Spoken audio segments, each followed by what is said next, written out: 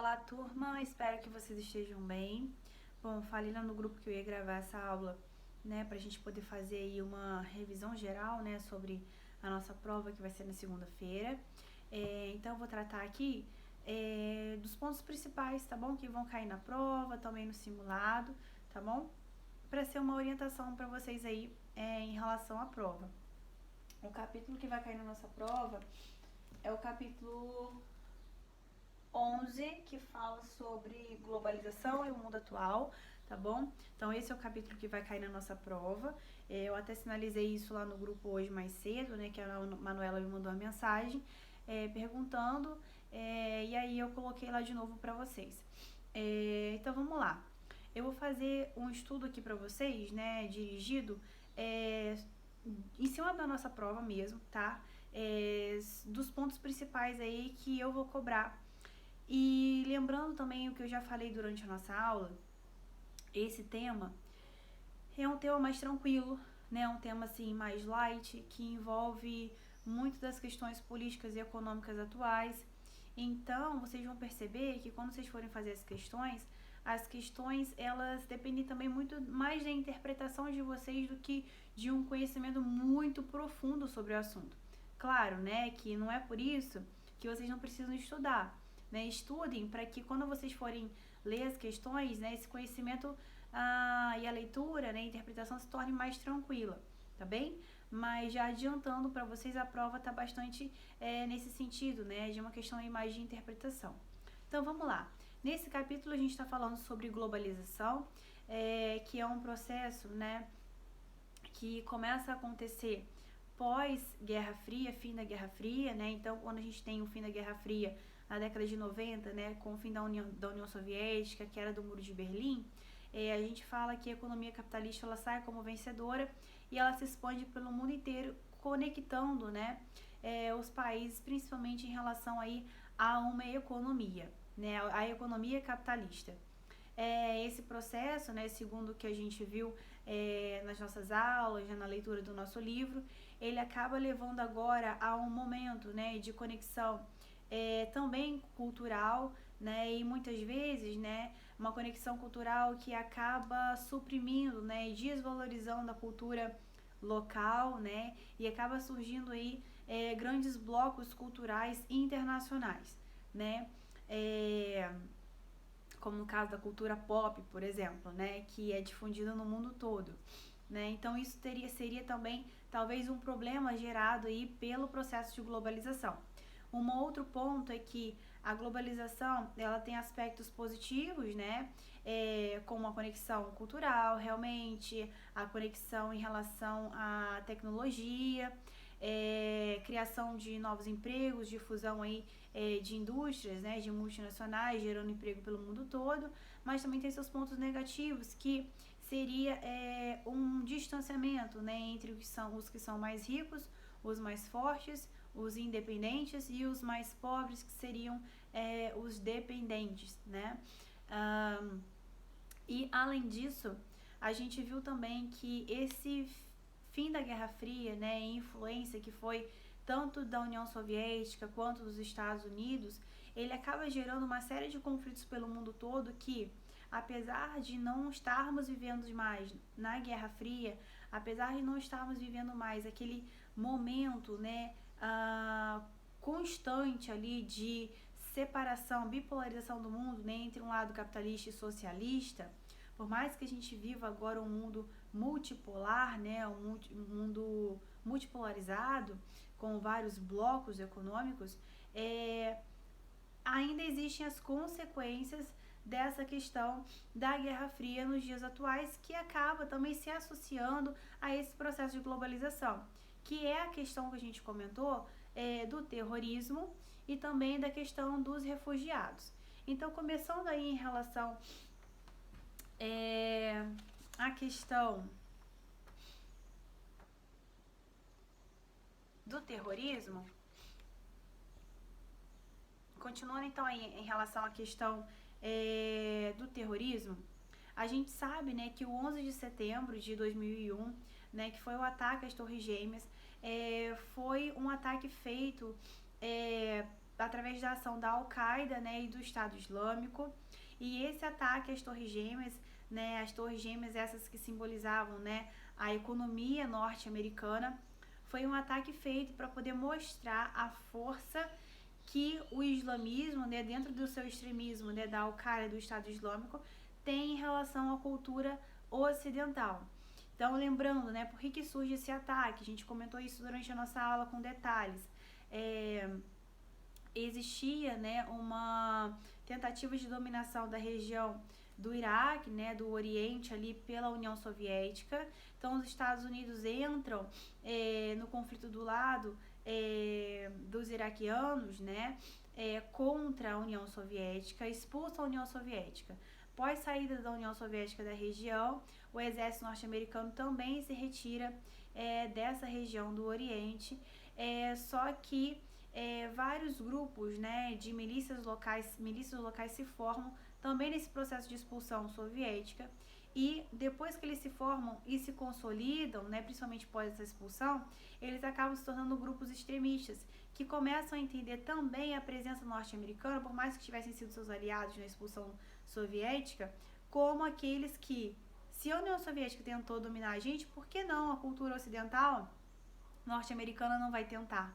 Então, a Al-Qaeda, né, o Estado Islâmico, eles vão começar a criar esse islamismo extremista, né, de destruição, né, de ser extremo no sentido das mulheres, né, da própria cultura e da religião em si, política, de dominação política, mas também de temos que destruir a cultura ocidental, porque se a gente não destrói a cultura ocidental vai destruir a gente. Então começa a surgir vários atos terroristas, né? Então não foi somente o 11 de setembro, foram vários. Só que o 11 de setembro ele ficou muito mais marcante, muito mais impactante, né? Porque eles atingem com aviões comerciais, né? Cheios de passageiros. As Torres Gêmeas, que era um símbolo comercial, atingem o Pentágono, que é o símbolo militar, e iriam atingir também a Casa Branca ou o Capitólio, que seria o símbolo político, mas os tripulantes do voo conseguem, né, dominar ali o terrorista e desviar o voo. E aí, pós 11 de setembro, a gente tem a intensificação, então, da presença militar norte-americana lá no Oriente Médio, né, para poder impedir que novos ataques terroristas aconteçam. E um outro ponto importante, deixa eu ver aqui para poder não esquecer para falar com vocês.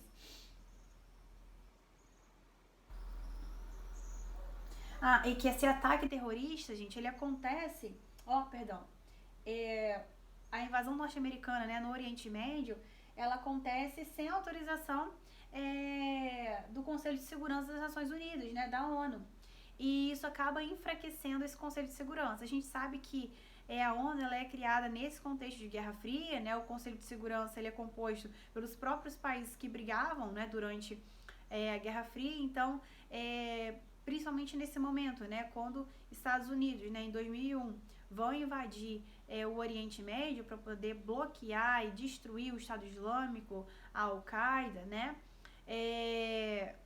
Sem a permissão, né, sem a autorização do Conselho de Segurança da ONU, a gente já consegue perceber, né, para quem esse Conselho de Segurança trabalha, né? Então, assim, de acordo com os benefícios, né, e de acordo com as vantagens daqueles que fazem parte desse Conselho de Segurança. A mesma coisa está acontecendo hoje em relação à Ucrânia, né? A Rússia faz parte do Conselho de Segurança na ONU e a Rússia declarou guerra contra a Ucrânia.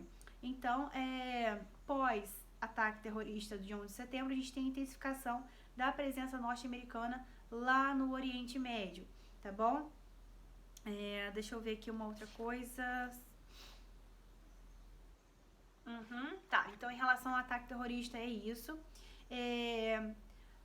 Outro ponto importante, né, em relação à questão da globalização, né, e expansão da economia globalizada, capitalista, em relação, né, a essa diferença que vai começar a acontecer entre aqueles que são os mais ricos, né, e entre aqueles países que são os mais pobres, que acabam sendo os dependentes, né, daqueles que são os administradores e poderosos, principalmente quando a gente fala em expansão industrial, né? Por exemplo, quando a gente fala da Apple, a Apple é uma empresa norte-americana, mas os celulares, né, eles não são produzidos A Apple, então, é uma empresa norte-americana, mas os celulares não são produzidos dentro dos Estados Unidos, né?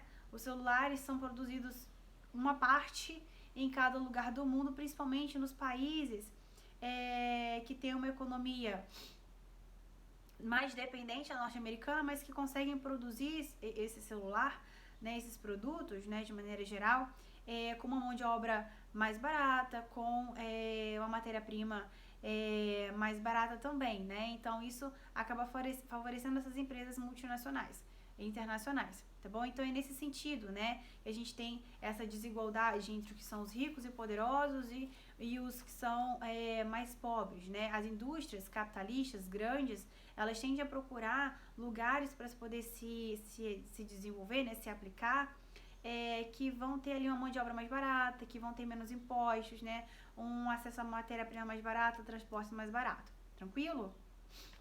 Deixa eu ver aqui. A bateria do meu celular tá quase acabando, gente. Se acabar, eu vou cortar o vídeo e eu continuo em outra parte. Mas vamos lá.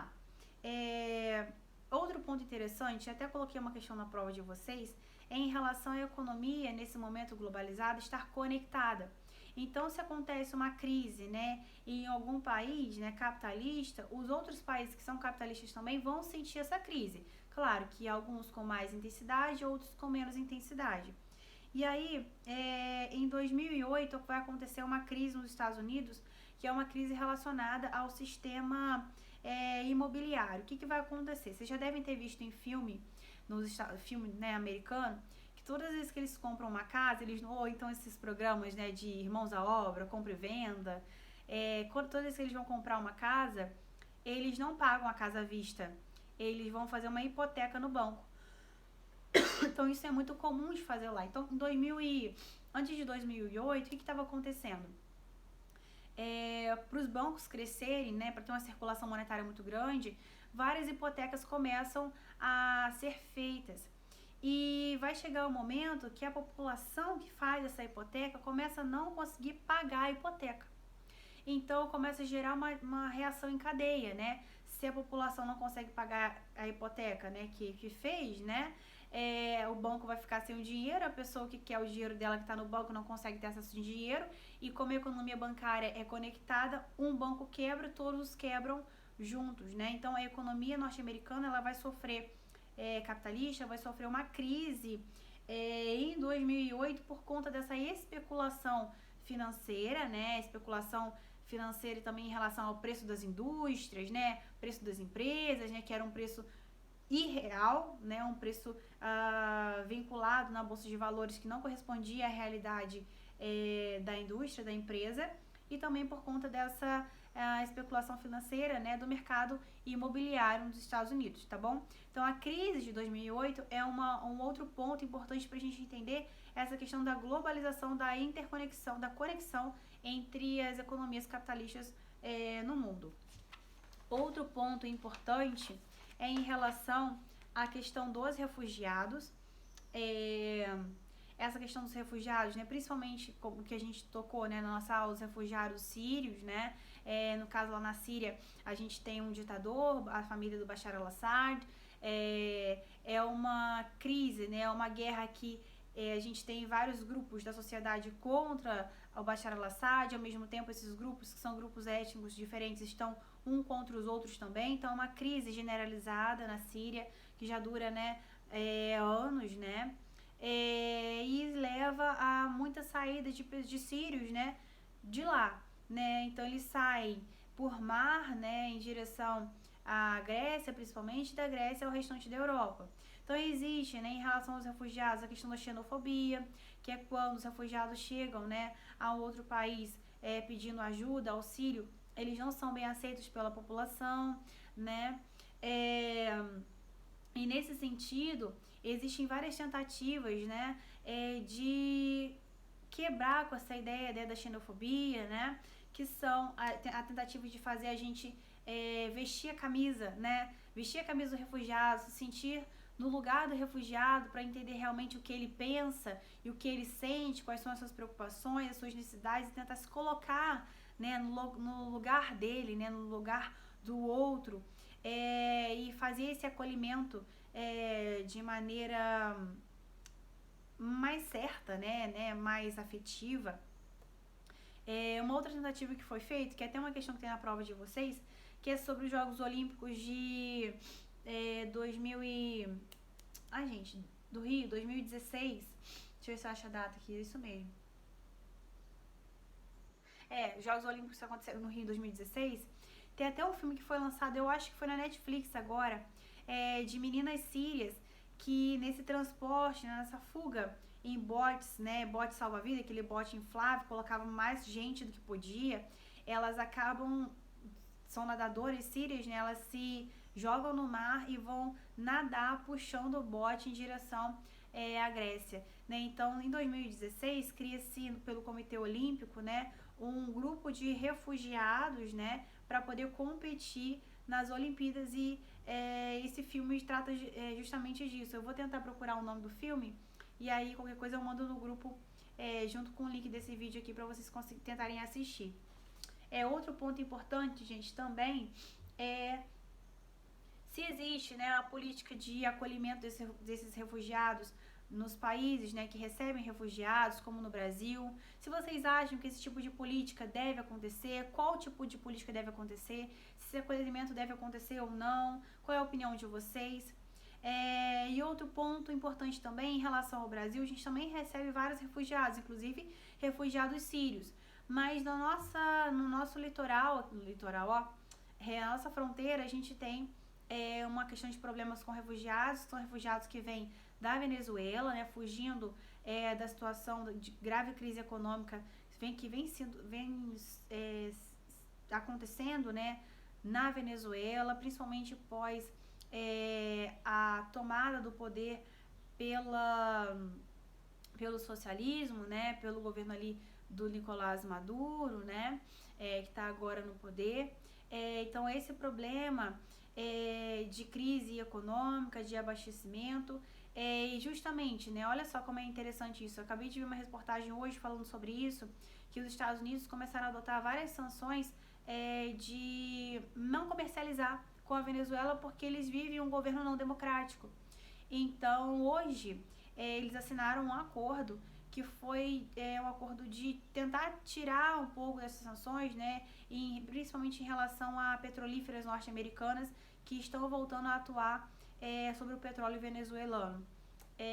E o dinheiro, né, que vai ser liberado com essa atuação é um dinheiro que vai ser utilizado pela ONU para acabar com a pobreza na Venezuela, né? Então, tamanha a gravidade do problema dos venezuelanos com esse regime não democrático socialista que foi implantado lá há alguns anos, né?